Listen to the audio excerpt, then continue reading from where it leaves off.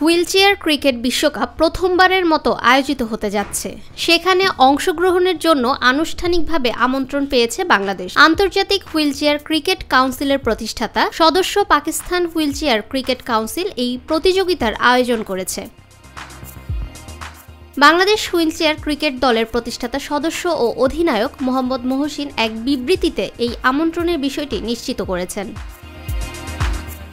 বিবৃতিতে মোহাম্মদ মহসিন বলেছেন, Bangladesh wheelchair cricket দল এই সম্মানজনক আমন্ত্রণে সাড়া দিয়ে বিশ্বকাপে অংশগ্রহণের প্রস্তুতি শুরু করেছে। এটি বাংলাদেশের জন্য একটি গর্বের মুহূর্ত এবং হুইলচেয়ার ক্রিকেটের ইতিহাসে একটি নতুন অধ্যায়ের সূচনা।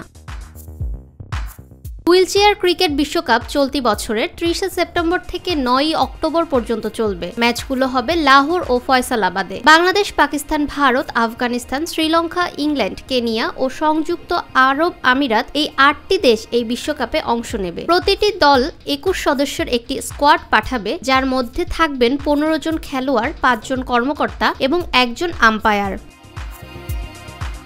ফাহমিদা বিনতে আনোয়ার, নিরপেক্ষ নিউজ ডেস্ক।